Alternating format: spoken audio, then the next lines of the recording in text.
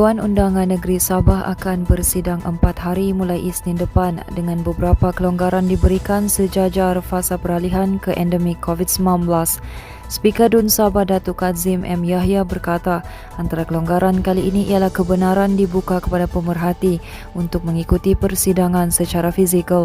Bagaimanapun katanya kebenaran itu perlu melalui permohonan secara terus kepada Urusetia DUN Sabah dengan menepati beberapa syarat yang ditetapkan selepas mengambil kira jumlah kes COVID-19 di Sabah yang kini mencecah semula kepada 3 angka.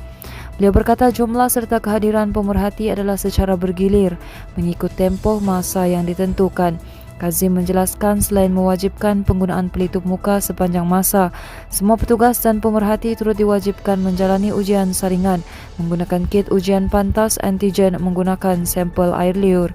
Persidangan kali ini dijadual membentangkan 4 rang undang-undang. Sementara itu, Kerajaan Pusat dan Negeri digesa menyelesaikan isu tuntutan waris Kesultanan Sulu ke atas Sabah dengan segera demi menjaga kedaulatan negara. Ia susulan laporan baru-baru ini berkaitan aset 2 anak syarikat Petronas di Azerbaijan yang dirampas Wakil Kesultanan Sulu yang dikatakan menuntut 62.59 bilion ringgit daripada Malaysia.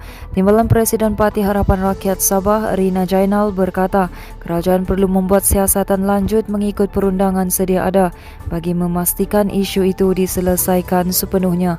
Beliau berkata demikian ketika ditemui selepas merasmikan penutupan kejohanan sukan olahraga tahunan SMK Jambatan Putih kali ke-18 di Kompleks Sukan Tawau hari ini. Rina yang juga ahli Dewan Undangan Negeri Kukusan berkata, sudah tiba masanya rakyat Sabah bersatu untuk mempertahankan kedaulatan negeri ini.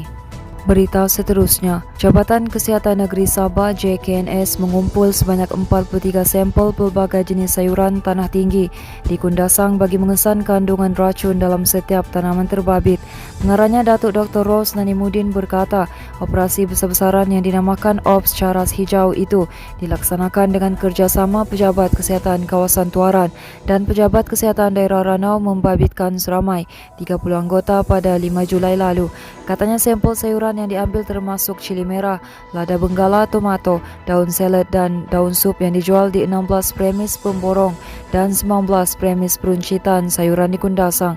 Beliau berkata sayuran terbabit menjadi keutamaan dalam persampelan berkenaan kerana sering dikesan mengandungi paras residu racun perosak melebihi nilai standard yang dibenarkan.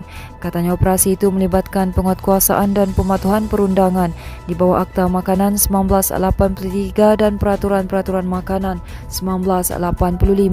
Beliau berkata Ops Caras Hijau tertumpu kepada pemborong dan peruncit di sekitar Kundasang sejajar kedudukannya sebagai kawasan penanaman dan pengeluaran hasil pertanian utama di Sabah. Dia berkata orang ramai juga diingatkan agar sentiasa mengamalkan amalan kebersihan dengan membasuh terlebih dahulu sayur-sayuran dan buah-buahan sebelum dimasak atau dimakan.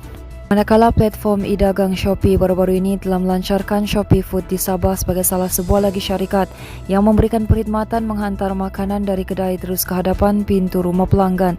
Sabah adalah negeri keempat Shopee Food dilancarkan dan ia meliputi kawasan sekitar Kota Kinabalu, Penampang, Sepanggar, Petagas, Menggatal, Petagas, Inanam, Likas, Fosang, Damai, Bukit Padang, Lido dan Luyang. Ketua Pemasaran Shopee Pay dan Shopee Food Malaysia, Chok Tuan E berkata Shopee Food menawarkan hidangan tempatan yang dikendalikan daripada pelbagai restoran tempatan seperti Flips, Little Sulap, Nasi Lemak Bambu, Restoran Jamal Salim dan lain-lain restoran kepada pelanggan. Malah katanya pelanggan juga boleh memesan makanan dengan diskaun serta promosi daripada pengendali makanan segera atau jenama popular seperti Starbucks, McDonald's, KFC, T-Life, Boost Juice dan pelbagai lagi untuk dinikmati pelanggan. Katanya lagi selain Shopee Food, pengguna juga boleh menikmati transaksi tanpa tunai yang mudah melalui Shopee Pay apabila membuat pesanan menggunakan sistem bersepadu di aplikasi mudah Ali Shopee.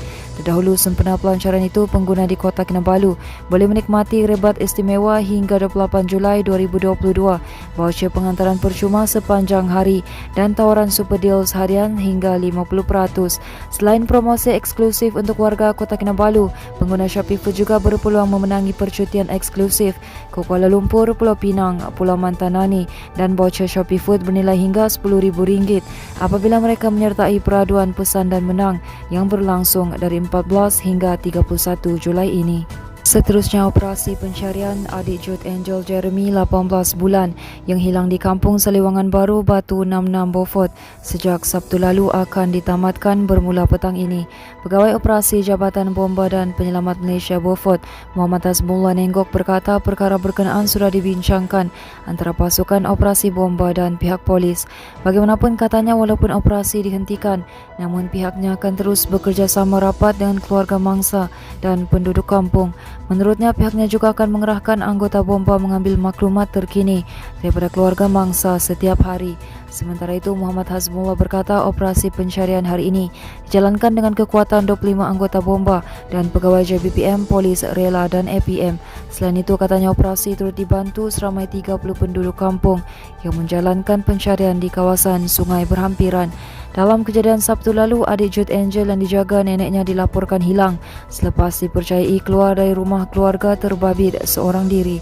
Mangsa dipercayai sesat di hutan ataupun terjatuh ke sungai berhampiran. Teruskan bersama kami di Asoka.com, berita komprehensif.